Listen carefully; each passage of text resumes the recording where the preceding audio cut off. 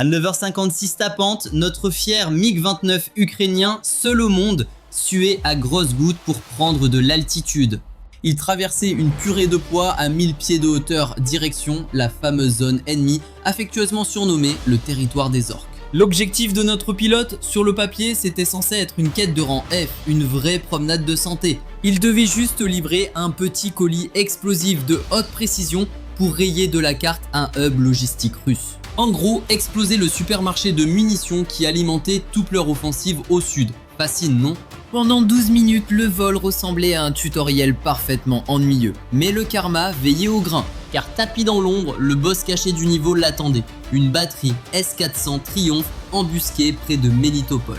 Ce monstre d'acier venait de le verrouiller sur son radar à 120 km de distance, tel un prédateur scannant son casse-croûte. Bip! L'alarme stridente dans son casque le frappa avec la délicatesse d'un coup de pied rotatif dans l'estomac. Son rythme cardiaque passa instantanément de 70 à 140 battements par minute.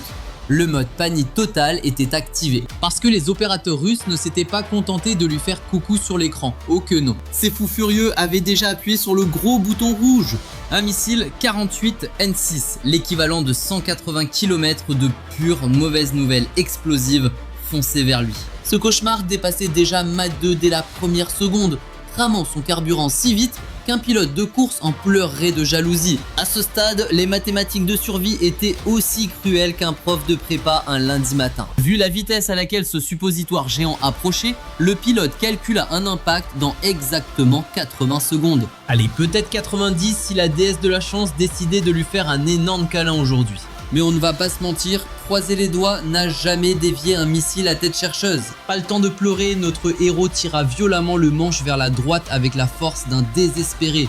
Tout en martelant son bouton de leurre comme un joueur d'arcade enragé, il bascula son NIG à exactement 90 degrés du faisceau radar. C'est l'ultime technique de la dernière chance, le cheat code que les pilotes appellent le binning. Pendant 8 secondes qui parurent durer une éternité absolue, il maintint ce cap perpendiculaire à retourner l'estomac. Pendant ce temps, l'avion vomissait des rafales de fibres de verre métallisées comme une piñata de l'angoisse. Ces petits confettis créèrent un nuage flottant doucement au gré du vent. Le camouflage de fumée parfait. Chaque bout d'aluminium renvoyait les ondes radar en brillant virtuellement comme des milliers de boules à facettes disco. Résultat, sur l'écran ennemi, notre gros coucou de 20 tonnes se transforma soudainement en une escadrille d'une centaine de fantômes.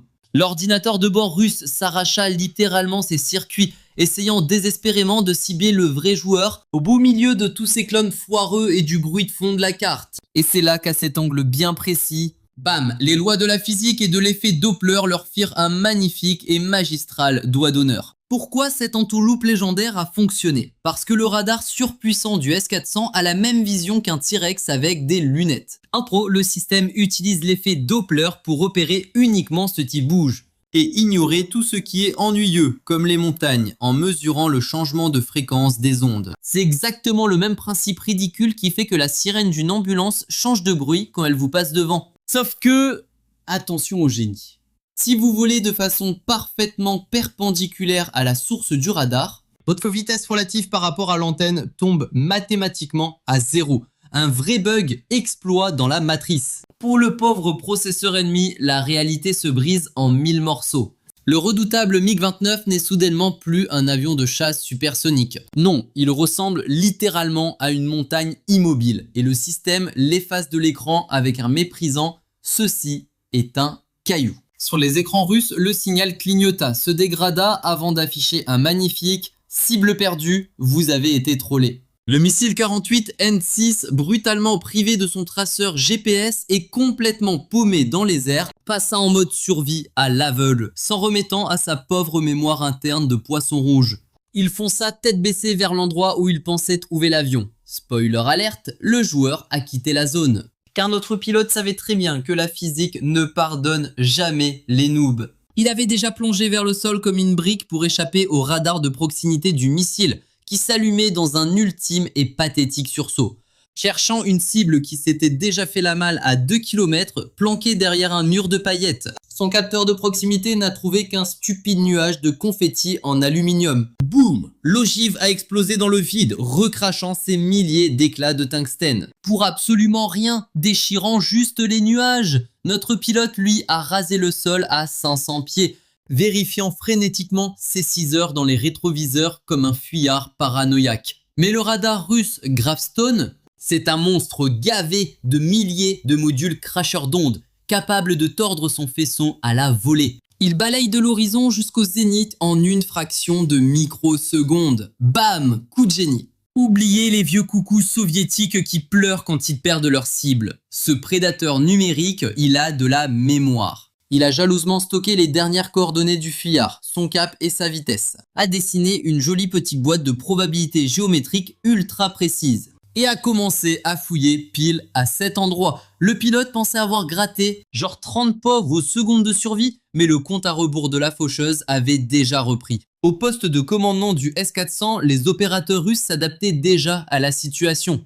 en basculant leur logique d'attaque sur un tout autre mode radar, mode tryhard activé. C'est là qu'ils ont dégainé le fameux mode bistatique, transformant la fuite épique de notre héros en un piège mathématique absolument sadique. En gros, le système radar se coupe littéralement en deux. Le gros émetteur massif reste planqué près de Mélitopol, hurlant ses ondes dans le vide tel un gros bourrin. Mais un récepteur passif, lui, fait le voyeur à 40 km de là, sous un angle totalement différent. Imaginez une pièce plongée dans le noir. D'habitude, un radar, c'est un type avec une lampe torche qui doit regarder exactement là où il éclaire. Logique, non? Si la cible se cache derrière un miroir ou change d'angle, le type est aveugle. Fin du game.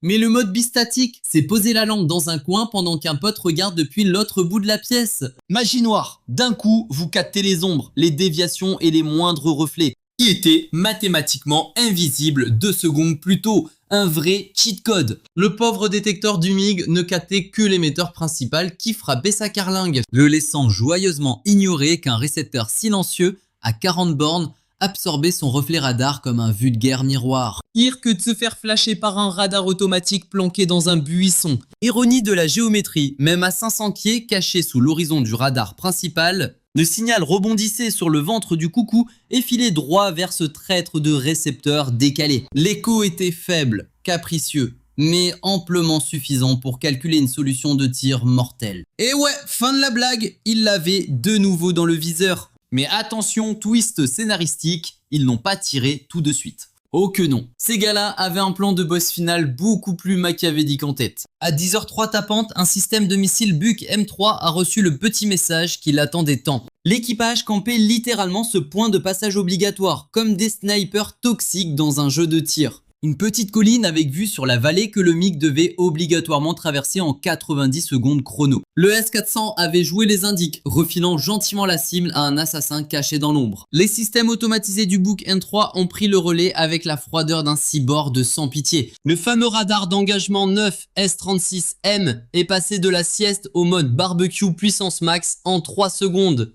Son antenne s'était déjà tournée physiquement vers le point d'apparition exact où notre héros allait popper. Ce n'était plus de la chasse aux pigeons à ce stade. C'était une exécution purement et simplement programmée. Le cerveau informatique central ne savait pas juste où il était, il avait deviné où il allait être. Il avait calculé le relief, la consommation de carburant et même sondé la psychologie du gars aux commandes. Car, spoiler alerte, ces pilotes ukrainiens prenaient toujours la même fichue vallée par pure habitude. Il avait choisi cette zone pour une raison simple. Le terrain était censé le cacher des gros monstres à longue portée. Le plan parfait, non? Sauf qu'aujourd'hui, le destin avait décidé de lui coller l'étiquette prochaine victime sur le front. L'alarme de son cockpit s'est mise à hurler comme une banshee sous stéroïdes. Bip, bip, bip! La symphonie de la panique. C'était la douce mélodie d'un système Buk. Signal au maximum, verrouillage confirmé. Bref, le boss final l'avait dans le collimateur. Une embuscade pure et dure. À cette distance, le chrono de sa vie affichait environ 4 misérables secondes avant le tir. Super timing. L'angle d'attaque était un chef-d'œuvre absolu pour les Russes.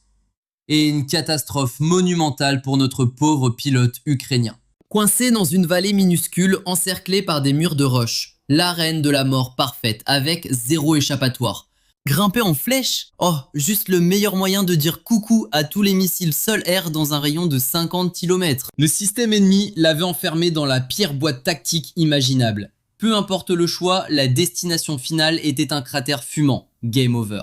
Deux monstrueux missiles de type 9M 317M ont craché le feu hors de leur tube de lancement. Une accélération tellement absurde qu'ils ont fracassé le mur du son avant même de dépasser la cime des arbres. La triche à l'état pur. Imaginez un peu la bête, 690 kg de destruction pure, capable d'encaisser 35 G dans la phase finale. Des virages de l'enfer qu'aucun misérable corps humain ne pourrait jamais espérer esquiver. Les lois de la physique pleuraient dans leur coin. Notre héros regardait les traînées de fumée mortelles grimper sur son écran d'alerte. Le spectacle pyrotechnique de sa propre fin. Son cerveau s'est transformé en super ordinateur en surchauffe, calculant désespérément la géométrie de l'impact. Verdict de la machine: à cette vitesse et cette altitude, la désintégration totale était prévue dans exactement 31 secondes. Tic, tac. Mais le vrai truc terrifiant avec ce foutu Buk M3, c'était sa logique de guidage de pur psychopathe. Avec les vieux modèles de grand-papa, on brisait le verrouillage radar et le missile partait aux fraises comme un idiot. Sauf que ces intercepteurs nouvelle génération trichent. Ils gardent un guidage par commande jusqu'à la toute dernière seconde. Le radar au sol leur murmure constamment les corrections de trajectoire via une liaison de données. Le vrai travail d'équipe toxique. Briser le verrouillage un quart de seconde, ça ne leur faisait ni chaud ni froid. Zéro effet. Ces suppositoires géants volaient juste à l'aveugle avec leur navigation inertielle, le temps que le Wi-Fi de la mort se reconnecte. Il restait donc une seule carte à jouer dans ce deck pourri. Et elle allait faire atrocement mal. Il pariait chaque goutte de son énergie cinétique, économisée comme un rat, pour gagner de la précieuse altitude. Le MiG a jailli vers le ciel comme une fusée sous boisson énergisante. Une ascension à couper le souffle. Le compteur a violemment tapé les 7,5 gigas. En gros, l'avion pesait soudainement 7 fois et demi son poids normal, un régime inversé. La combinaison anti-G du pilote s'est gonflée à la vitesse de l'éclair tel un bonhomme Michelin de l'extrême. Elle lui a compressé les jambes et le ventre avec une pression pneumatique de malade, juste pour éviter que son cerveau ne tombe en panne sèche de sang. Mais le fameux voile gris des sueurs froides commençait déjà à grignoter les bords de sa vision. Le marchand de sable agressif arrivait. Bref, à travers ce tunnel visuel de plus en plus sombre, il fixait l'altimètre qui s'emballait complètement. 2000 pieds, puis 3000 et 4000, toujours plus haut vers le danger. À 4500 pieds, il a vomi toutes ses dernières cartouches de l'heure tout en retournant l'avion pour plonger à la verticale. Le MiG a claqué un tonneau barriqué absolument parfait, laissant derrière lui une tempête de neige en aluminium pour aveugler le radar. Prends ça la technologie. Le premier missile a essayé de copier cette cascade extravagante comme un fanatique pro-zélé. Mais ses ailerons de boîte de conserve ne pouvaient pas suivre la vitesse de roulis instantanée d'un véritable chasseur. Erreur système. Le missile a frôlé la carlingue en passant à 100 petits mètres sous le cockpit. Un courant d'air plutôt mortel. C'était tellement proche que notre pilote a carrément vu les ailettes s'agiter en panique pour corriger le tir. Trop tard mon grand. Mais attention, le deuxième missile, lui, avait apparemment fait des études supérieures. Son cerveau électronique avait anticipé la position finale du MiG à la sortie du tonneau, ajustant sa trajectoire pour l'embuscade parfaite. Quel tricheur! Sauf que notre héros avait déjà prévu que la machine prévoirait son mouvement. Les batailles de QI, c'est son truc. Il n'a pas du tout terminé son tonneau comme le prévoyait le soporifique manuel des manœuvres d'évasion. Au lieu de ça, en plein milieu de la rotation, il a balancé une poussée de G négatif à vous retourner le petit déjeuner. Il a violemment piqué du nez vers le sol dans une direction totalement chaotique. Le missile a braqué à mort pour le suivre, mais boum, les lois de la physique l'ont rattrapé. Échec et mat. Le missile fonçait à une vitesse tellement absurde qu'il a littéralement raté la sortie. Résultat des courses, un magnifique hors-piste à plus de 200 mètres de sa cible. Son détonateur a explosé dans le vide interstellaire n'emportant que du vent. Notre pilote venait de survivre à un putain de guet-apens. Mais la facture s'annonçait ultra salée. Son réservoir pleurait du sang avec 300 kg de carburant évaporé en 40 secondes chrono. Son compteur de vitesse tombait en chute libre, agonisant à 182. C'était la limite absolue avant le décrochage, vu le poids monstrueux qu'il se trimballait sous les ailes. Et devinez quoi? Les méchants n'avaient pas dit leur dernier mot. Ces fous furieux étaient déjà en train de recharger. Leur énorme blindé de transport, le fameux 9T243, s'est collé au lanceur comme un boss de fin. Sa grue hydraulique crachait ses poumons, balançant un tout nouveau conteneur de la mort avec une fluidité insolente. L'équipage russe avait dû farmer ce mouvement des centaines de fois. C'était plus humain, c'était un réflexe de cyborg. Leur commandant ricanait dans sa barbe, sachant très bien que notre héros n'avait pas quitté la zone de danger. Toujours à la ramasse après son esquive désespérée et surtout devenu une cible géante, servie sur un plateau d'argent.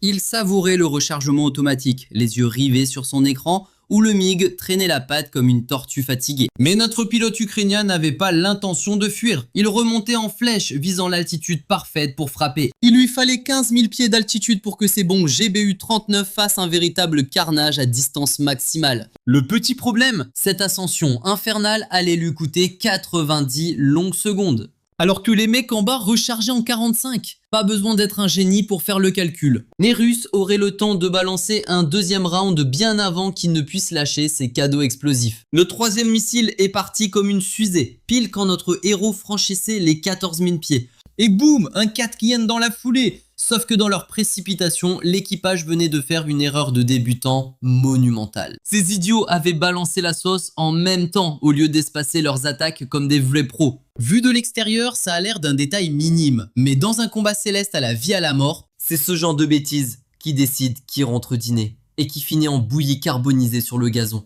En lâchant leurs 2 pitbulls de métal à la milliseconde près, ils ont transformé un double cauchemar en une seule et unique esquive géante pour notre pilote. Les missiles allaient lui tomber dessus au même moment exact. Donc une seule manœuvre bien sentie suffirait à les ridiculiser. Mais pour ça, le pilote a dû transpirer à grosses gouttes pendant 12 secondes interminables. Il fixait la mort en face, sans cligner des yeux, attendant que le GPS de ses armes daigne enfin verrouiller ce stupide signal satellite. Et de télécharger la météo locale, sérieux? C'était vraiment pas le moment de savoir s'il allait pleuvoir. Mais bon, ces chers GBU-39 avaient absolument besoin de cette mise à jour pour calibrer leur système de navigation. Sans ça, elles n'étaient rien de plus que d'énormes cailloux inutiles coûtant des millions de dollars. À seulement 14 secondes de l'impact fatal, face à des monstres filant à 4 fois la vitesse du son, il a enfin relâché la bête. Les GBU-39 se sont détachés des ailes avec une grâce majestueuse,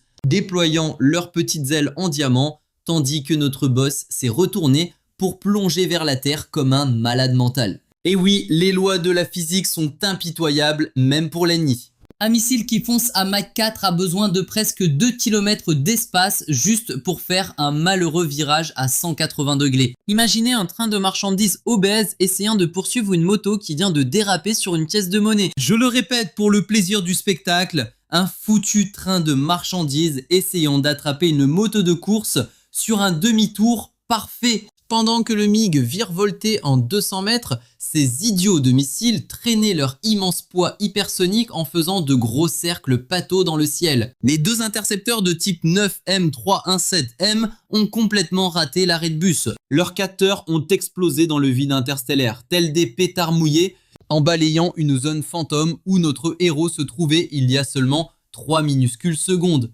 Beaucoup trop lent. Le pilote a redressé sa machine de guerre à 8000 pieds d'altitude, respirant un grand coup. Mais en vérifiant son tableau de bord, la blague était finie. Jauge critique, 1850 petits kilos de carburant restant. Le niveau suivant venait de commencer. Sa jauge de de carburant s'était vidée à une vitesse ridiculement alarmante après ses acrobaties dignes d'un boss de fin. Il lui restait à peine une goutte de kérosène pour espérer atteindre la zone de sécurité ukrainienne en volant sagement tout droit, sans toucher au boost, et surtout à condition qu'aucun autre ennemi ne vienne chercher des embrouilles. Évidemment, c'est la minute exacte que son système d'alerte a choisi pour clignoter comme un sapin de Noël avec une nouvelle menace. Un truc terrifiant qui faisait passer les missiles anti-aériens de tout à l'heure pour une gentille cour de récréation. Le radar de recherche d'un redoutable Sukhoi Su-35S Flanker E venait d'apparaître, cap 240. À 85 km et fonçant droit sur lui. Ce chasseur surpuissant avait été guidé par le même réseau de défense infernale qui lui avait balancé le missile Buk plus tôt. Oubliez la rencontre par hasard ou la coïncidence malchanceuse. C'était une véritable partie de chasse en multijoueur. Et le gibier terrifié, c'était lui. Sur son écran dernier cri, le pilote russe voyait le pauvre petit MiG transpirer à grosses gouttes sous la forme d'un point lumineux pathétique, qui rampait sur le moniteur à la vitesse ridicule de 280 nœuds. Un escargot absolu dans ce monde de brutes supersoniques. Le chasseur adverse a écrasé la pédale d'accélération avec un sourire carnassier, franchissant la barre des 500 nœuds sans forcer. À ce rythme, le compteur de survie de notre héros n'indiquait plus que 3 petites minutes. Le pilote ukrainien avait certes esquivé le système S-400 et ridiculisé le Buk, mais ce miracle lui avait coûté tous ses points de vie. 0 vitesse, une jauge d'énergie dans le rouge et absolument plus aucun tour de magie dans son sac. Le monstre métallique de classe S Pu-35 qui lui tombait dessus représentait tout ce que son vieux coucou de MiG-29 n'était pas. Une machine ultra moderne, surpuissante et littéralement programmée pour écraser n'importe quel adversaire sans même avoir besoin de le regarder dans les yeux. Son radar de tricheur pouvait verrouiller 30 cibles d'un coup et en atomiser 8 simultanément. Et devinez quoi, toute cette puissance de calcul démesurée était concentrée sur un seul petit jet ukrainien au bord de l'agonie. Le profil de notre héros en détresse s'affichait en qualité ultra haute définition sur l'écran du prédateur. Altitude à 8000 pieds en chute libre, vitesse lamentable de 270 nœuds, fuyant désespérément vers sa base au cas 247. À 60 petits kilomètres, l'ennemi valida un verrouillage implacable avec un missile guidé R-77 de niveau boss. Ce joujou mortel affichait une portée théorique effrayante de 110 km sur le papier. Mais à cette distance, les statistiques de réussite chutaient misérablement en dessous de la barre des 50%. Le joueur adverse, en vrai tryharder, décida de réduire la distance pour s'assurer le kill parfait. Mais coup de théâtre hilarant, le pilote du Su-35 se retrouvant lui aussi à 7 de carburant dut abandonner la traque en pestant, laissant notre MiG tout cabossé fuir vers sa base, pile au moment où ses propres bombes GBU-39 amorçaient leur chute finale. À 10h14, en rasant le gazon des fermes à seulement 50 malheureux pieds d'altitude, le MiG plongea tête la première dans la zone de la mort d'un canon ZSU-23-4 Shilka qui campait là en silence. La tourelle antiaérienne infernale cracha instantanément un déluge de feu, libérant un torrent furieux d'obus incendiaires explosifs de 23 mm, avec une cadence totalement cheatée de 3400 coups par minute, mais le karma frappa. 3 obus perforèrent quand même l'aileron et sectionnèrent la veine hydraulique principale. Un coup critique. Et pourtant, alors que l'avion rentrait au bercail en boitant pitoyablement au-dessus des lignes alliées, avec un système hydraulique mort et 30 misérables kilos d'essence en poche, ces bombes atteignirent enfin leur cible au dépôt d'Orikiv. La première tête perforante de son attaque ultime pulvérisa sans aucun respect 3 pieds de béton armé massif, juste avant de faire détonner ses 16 kilos d'explosifs AFX 757. Provoquant une réaction en chaîne secondaire absolument dantesque, qui vaporisa les obus de 152 mm stockés et effaça 500 tonnes de munitions d'un coup en à peine 0,1 seconde. Un feu d'artifice à s'en décoller la rétine. De retour sur la piste d'atterrissage crasseuse de la base alliée, le pilote dut sortir ses trains d'atterrissage à la force du désespoir pour percuter le sol à 180 nœuds, explosant ses 2 pneus principaux et raclant le bitume pour s'arrêter net à 50 petits mètres du ravin en bout de piste. Fin de la quête. Une petite note de frais de 80 000 $ en munitions pour volatiliser 2,4 milliards de dollars d'équipement adverse, le meilleur ratio de loot de toute l'histoire. Un retour sur investissement d'environ 3 millions %. Autant vous dire que le comptable de l'armée a pleuré de joie. Cette petite blague a littéralement forcé une mise à jour de la méta dans toute la guerre aérienne. Les pilotes adverses se sont soudainement mis à transpirer à grosses gouttes avant de s'engager. Surtout près de la frontière, terrifiés à l'idée que le moindre petit bip inoffensif sur leur radar à basse altitude ne soit en fait une carte piège sournoise conçue pour les attirer dans un buffet à volonté de missiles sol-air. Pendant ce temps, les espions ukrainiens pouffaient de rire en voyant les opérateurs des redoutables S-400 allumer et éteindre leur radar en panique, comme s'ils jouaient à 1, 2, 3 soleil mortel. Totalement parano à l'idée de se prendre le missile destructeur qui suit toujours ce genre de combo, parfait. Dans ce grand jeu de rôle infernal qu'est la guerre d'usure, la survie miraculeuse de ce pilote a permis de transformer ses esquives de folie en véritable tutoriel. Et ce guide ultime pour humilier les défenses modernes allait pouvoir être enseigné à la nouvelle génération de petits prodiges, transformant ainsi la glorieuse et terrifiante toile de défense antiaérienne en une passoire géante, un peu plus trouée et ridicule à chaque jour qui passe.